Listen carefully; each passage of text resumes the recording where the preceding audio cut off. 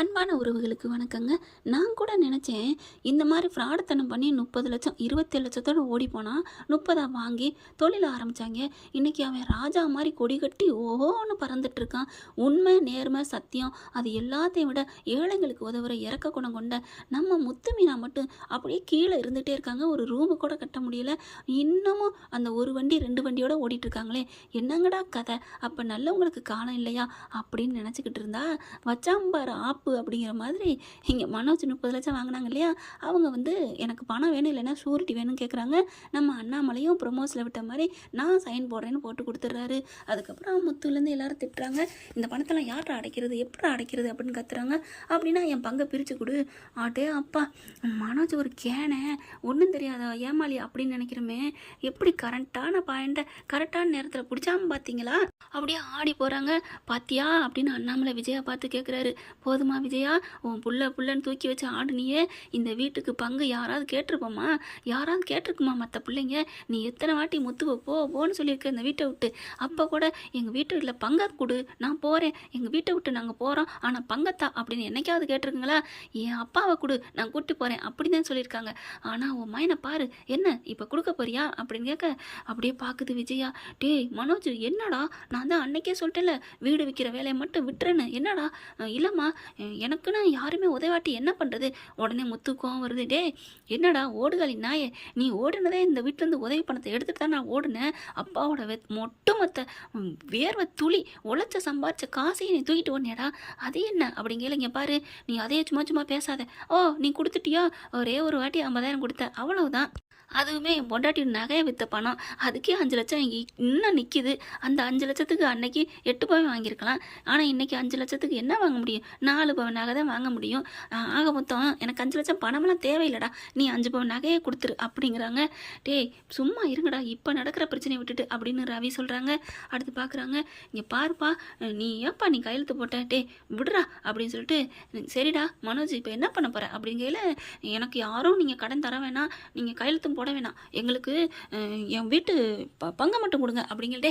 தர முடியாதுடா, என்னடா பண்ணுவேன் அப்படின்னு அண்ணாமலை ஓங்கி அறையிறாரு. அப்பா அப்படிங்கல. விஜயாவும் அப்படியே பேசாமல் நிற்கிது. மனோஜ் பார்க்குறான், என்ன அம்மா பேசாமல் நிற்கிது அப்படின்னு பார்க்கல. நான் ஏன்டா உனக்கு தரணும் அப்படின்னு சொன்னகையோட, தரமாட்டீங்கல்ல, என்ன பண்ணலான்னு நான் பார்த்துக்கிறேன் அப்படின்ட்டு, ரோஹிணி பேக் எடு, நான் ஆஃபீஸுக்கு போகணும் அப்படிங்கிற பேக்கை பறிக்கிறாரு. அப்பா என்னப்பா எங்கே போகிற? நான் நம்ம ஷோரூமுக்கு தான். என்ன நம்ம ஷோரூமா? இல்லை ஏன் ஷோரூம். என்னது ஏன் ஷோரூமா? என்னப்பா சொல்கிறது அப்படிங்கிற. நிறுத்துறா அப்படின்னு சொல்லிட்டு அந்த பேக்கை வாங்குறாரு. வாங்கிட்டு அவர்கிட்ட ஃபோனை மட்டும் தூக்கி கொடுக்குறாங்க. இந்தா உன் ஃபோனு அப்படின்னு சொல்லி கொடுத்த கையோட, அதுக்கப்புறம் பார்க்குறாங்களா, எல்லாரும் கவனிச்சுக்கோங்க, இனிமே மனோஜ் அந்த கம்பெனிக்கு அந்த ஷோரூமுக்கு ஓனர் கிடையாது அப்படின்னு சொல்ல, அப்படியே எல்லாரும் பார்க்குறாங்க. விஜயா அப்படின்னு பார்க்க, அப்பா என்னப்பா அப்படின்னு முத்து ஒரு மாதிரி அதிர்ச்சியாக ஆச்சரியத்தோடு பார்க்க, மனோஜ் என்னப்பா சொல்கிறீங்க? ஆமாடா, இனிமேல் அந்த ஷோரூமுக்கு நான் தான் ஓனர். அப்பா நீ தானப்பா ஏற்கனவே ஓனரு. டேய் அது சும்மா பேருக்கு வந்தேன்டா, மற்றபடி போனால் போயிட்டு போதான்டா விட்டுட்டு இருந்தேன். ஆனால் இனிமேல் நான் இவன் ஓனராக இருக்க விட மாட்டேன். அப்பா என்னப்பா நான் கஷ்டப்பட்டு உருவாக்குனது? ஓ, நீ கஷ்டப்பட்டு உழைச்சி உருவாக்குனியோ?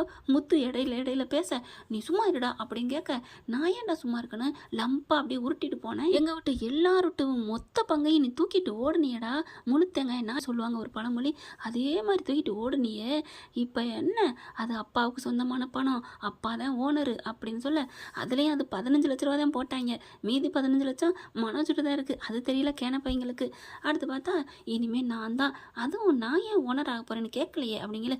நீ கேட்க மாட்டேன்ப்பா, அது நீ தான் இருக்கணும், அது ஓன் பெருந்தன்மடா. ஆனால் நான் உண்மையை சொல்கிறேன், அதுக்கு ஏன் நான் ஓனர் ஆக போகிறேன் தெரியுமா? இப்போ 30 லட்ச ரூபாய்க்கு நான் தானே ஷூரிட்டி போட்டிருக்கேன். ஆமாப்பா, அதுக்கு யார்கிட்ட பணம் கேட்பாங்க? உங்ககிட்ட தான்ப்பா கேட்பாங்க. அப்போ யார் கொடுக்கணும்? நீங்கள் தான்ப்பா கொடுக்கணும் அப்படிங்கல. அந்த ஷோரூமுக்கு ஓனராக நான் இருந்தால் தானே கொடுக்க முடியும். உடனே மனோஜ், அப்பா நான் கொடுப்பேன்ப்பா, கிழிச்ச நீ இப்போ கொடுத்து கட்டிட்ட பாரு அப்படின்னு முத்து சொல்ல, ஐயோ டேய் சும்மா இருடா நான் பேசிக்கிறேன் அப்படின்னு அண்ணாமலை சொல்கிறாரு. அடுத்து பார்த்தா, அதனால் நான் அந்த ஷோரூமுக்கு ஓனராக நிர்வகிக்க போகிறேன். அதுலேருந்து வர்ற வருமானத்தில் இந்த 30 லட்சம் கடனை அடைக்க போகிறேன்.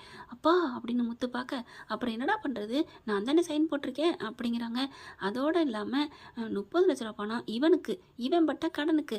அதுக்கு முன்னாடி 30 லட்சத்தை கொடுத்துட்டானே, அது பொதுவில் நான் கடை வச்சுருக்கேன்.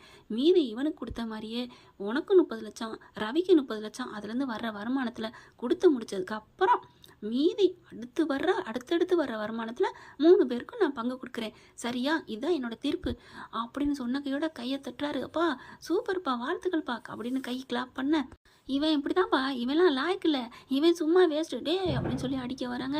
இந்த பாருங்கடா, நிறுத்துங்கடா அப்படின்னு அண்ணாமலை தடுக்கிறாரு. அடுத்து பார்க்கலாம், அப்பா நான் எங்கேப்பா போவேன், அம்மா பாருமா அப்படிங்கிற. நிறுத்துடா, நீ மட்டும் சொன்ன ரொம்ப பங்கு கேட்டியடா, இப்போ என்ன அம்மா நீ ஏன்ட்ட வர்ற, அம்மா என்னம்மா அப்படிங்கிறாங்க.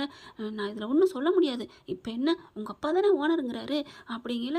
இப்போ நான் எங்கேம்மா, நீ எங்கேயாவது வேலைக்கு போ அப்படிங்கிற மாதிரி முத்து வந்து சொல்ல, டேய் நீ பேசாதடா அப்படிங்கிறாங்க. அப்பா நான் எங்கேயும் போய் வேலையெல்லாம் பார்க்க முடியாதுப்பா, என்னமோ நான் தான் கட்டி காத்தேன் இந்த ஒரு ஷோரூமையே அப்படின்னு சொன்னேன், ஒரு இடத்துக்கு ஒரு வேலைக்கு போக முடியாதா, இல்லைப்பா என்னாலாம் வேலை பார்க்க முடியாது அப்படின்னு சொல்ல, அப்போ உனக்கு ஒரு ஐடியா சொல்கிறேன், நீ நம்ம ஷோரூமுக்கே வேலைக்கு வா. என்னது ஓனர் அந்த இடத்துல நான் வேலைக்கா, அது அப்போனா போடா, அது இன்னொதுன்னா அது முடியாதுன்னா போ, சரிப்பா நான் வேலைக்கு வரேன்ப்பா அப்படின்னு சொல்ல, எனக்கு மேனேஜர் போஸ்ட்டுக்கு போட்டு கொடுக்குறியா, என்னது மேனேஜரா, முதல்ல சேல்ஸ் பாயாக வேலை பாரு. அப்பா ஏண்டா வர்றவங்களுக்கு எடுத்து கொடுத்துருக்கீல, அந்த அனுபவம் இருக்குல்ல, இருக்குப்பா, இல்லை அந்த வேலை கூட வேணாம்ப்பா, இவனுக்கு வாட்ச்மேன் வேலை தான், இவன் தான் வேலையை பார்க்க தெரியாதுன்னு சொல்கிறான்ல, அதுதான் உட்காந்துக்கிட்டே இருக்கலாம், இல்லைன்னா நின்றுக்கிட்டு இருக்கலாம். எப்படி டே யார்ட்டடா வாட்ச்மேன் வேலை சொல்கிற அப்படின்னு மனசு சொல்ல, அடங்கடா அப்படின்னு சொல்கிறாங்க. அதுக்கப்புறம் அண்ணாமலை பார்க்குறாங்க, இதுதான் என்னோட தீர்ப்பு, நீ வேணும்னா அங்கே வந்து நீ சேல்ஸ்மேனாக வேலைக்கு வா, உனக்கு மாதம் ஒரு 15,000 சம்பளம் போட்டு தரேன், அதில் உன் செலவுக்கு வச்சுக்க, இதுதான் என்னோட தீர்ப்பு, நீ நல்லா வேலை பார்த்தீங்கன்னா ஒரு வேலை நீ இப்போ கேட்டிய அந்த பொறுப்பை உனக்கு போட்டு தரேன் அப்படின்னு சொல்ல, மனோஜ் முத்து பார்த்தீங்கன்னா அண்ணாமலை தூக்கிடுறாரு. அதுக்கப்புறம் நான் இன்றைக்கே கிளம்புறேன் அப்படின்னு சொல்லிட்டு, முத்து என்னை கொண்டாந்து விடுறியா, இல்லை நான் கேப் புக் பண்ணி போகிறேன், அப்பா நான் கொண்டாந்து விடுறேன்ப்பா அப்படின்னு சொல்லிட்டு, வாப்பா அப்படின்னு அப்படியே ஆரத்தி எடுக்கிறாரு. காரில் போய் ஏற்ற அப்படியே உள்ளதும் போச்சேன்னு மனோஜ் பார்க்க, டே வேலைக்கு வரனா நீ 9:30 இங்கே வரணும், இல்லைன்னா உனக்கு டிஸ்மிஸ் அப்படின்ட்டு போகுதுங்களா, இவ்வளோ திமிர பார்த்தியா அப்படின்னு சொல்லிட்டு, அம்மா அப்படிங்கிறாங்க. என்ன பண்ணி தொலைக்கிறது, உன் வாயில் தான் கெட்டுக்கிட்டேன், நான் என்னடா பண்ண முடியும், உனக்கு நான் எவ்வளோ தாண்டா சப்போர்ட் பண்ணுறது, அம்மா நான் அந்த இதில் ஓனராக கெத்தாக போயிட்டேம்மா, இனிமேல் நான் எப்படி அப்படிங்கிற. வேகமாக முத்து மேலே வராரு. ஐயோ வந்துட்டானே அப்படி பார்க்குறாங்களா, ஒன்றும் இல்லை ஏதோ ஒன்று அப்பா சொல்ல சொன்னார், மறந்துட்டேனே, அப்பா சொல்ல சொன்னாரா அப்படிங்கிற மாதிரி பார்க்குறாங்க. அதுக்கப்புறம் இந்த ட்ரெஸ்ஸு ஓனர் போடுற ட்ரெஸ்ஸா, சேல்ஸ்மேன் வேலைக்கு இந்த ட்ரெஸ்ஸு போடக்கூடாதான், அதனால இந்த ட்ரெஸ்ஸை கழட்டிட்டு சாதாரண ட்ரெஸ்ஸில் வா, அதுக்கு தான் வந்தேன் மீனா பாய் அப்படின்னு ஓடுறாரு. அம்மா இது அப்பா சொல்லியிருக்க மாட்டாருமா, இவனாத்தாம்மா வந்து சொல்கிறேன். போன முத்து திரும்பி வராரு. டே மனோஜ் நீ என்ன அம்மா கிட்ட சொல்லிக்கிட்டு இருப்பேன்னு எனக்கே தெரியும், இவனா தானே வந்து சொல்லியிருப்பேன்னு சொல்கிறேன், அதுதான்டா இல்லை நானா தாண்டா சொன்னேன் அப்படிங்கிற.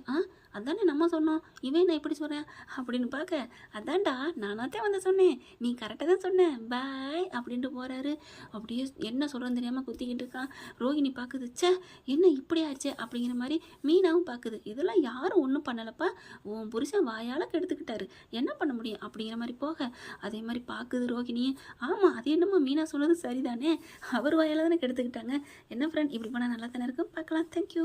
இந்த வீடியோ உங்களுக்கு பிடிச்சிருந்தா தயவு செய்து லைக் பண்ணுங்க. இன்னும் அப்டேட்ஸ்க்காக சேனலை சப்ஸ்கிரைப் பண்ண மறக்காதீங்க. நம்ம கிட்ட இருக்க எல்லா சேனல்ஸோட லேட்டஸ்ட் வீடியோ அப்டேட்ஸ்க்காக மேல ரைட் சைடுல காட்டுற லிங்கை கிளிக் பண்ணி வாட்ஸ்அப் குரூப்ல ஜாயின் பண்ணுங்க. உங்களிடம் விடைபெறுவது நான் உங்கள் மெஹர்.